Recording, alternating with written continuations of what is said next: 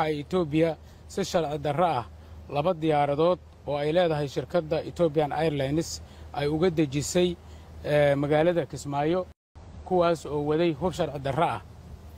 Ethiopia waxa ay diyaaradahaas hore ugu sii qaaday shakhsiyaad Soomaali ah oo uu ka mid yahay madaxweyne ku-xigeenkii hore ee Jubbaland Maxamuud Sayid Aadan iyo xubno la socday kuwaas oo ay doonayso inay u kaashato abaabulka iyo shirqoolka ka dhanka ah ummadda Soomaaliyeed ayna ku xalaalaysato oo ay u isticmaasho maleeshiyaad ay ku abaabulayso gudaha Ethiopia si ay waxyeello uga geystaan gobolka Gado isla markaana uga shaqeeyaan in gobolkaas ay ku hoosgeeyaan maamulkooda. ma annaga doqoma ah oo dawladdu nagu ciyaaraysa ma aqligayga la caayaya wuxuu noo sheegayaa warsaxigeenka wasaaradda warfaafintu in Ethiopia intaas oo khalad jamhuuriyadda federaalka Soomaaliya ka gashay in hub soo gelisay Puntland Galmudug haddana ay Kismaayo geysay diyaaradaha Ethiopia ee loo isticmaalayo Ethiopian Airlines every hour saacad kasta waxay timaadaa dhulka Soomaaliya degmo kasta oo Soomaaliya ka Ethiopian Airlines ma ka shaqeysa haddana waxay ii sheegayaa in Ethiopian Airlines ay hub ay geysay Kismaayo aqligayga soo loo caayay fiiri adduunka international law cid ixtiraamtaa ma jirtee international law khaldan miya dhigatay Soomaaliya dawladdu xash maxmuud ma international law khaldan ba dhigatay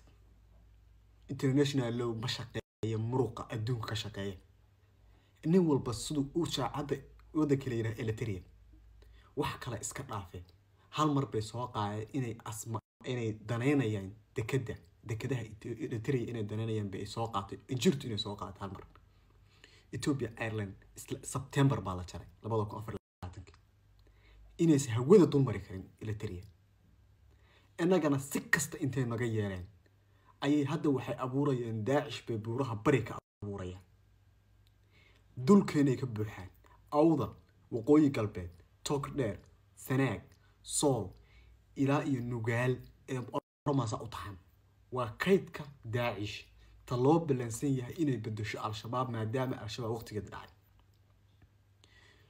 hadartada adduunka international law cid ixtiraamtaa ma jirto international law khaldan ee xash maxamed dhigtay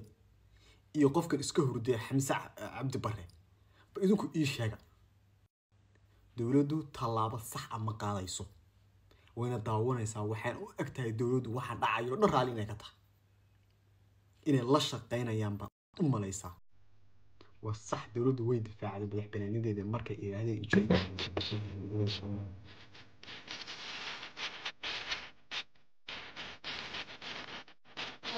بس والله ما تاي أوربانا أنا سعيد أورنا يا كسيتاي عبر أول يا كتاي سعد موسى يا كتاي جبريل أبو كر جلو أبو كر يا كتاي ريد مسكالات هي يا كسيتاي رير عبد الله علي آدم وركراك يونس جبريل أبو بكر إسحاق سعد موسى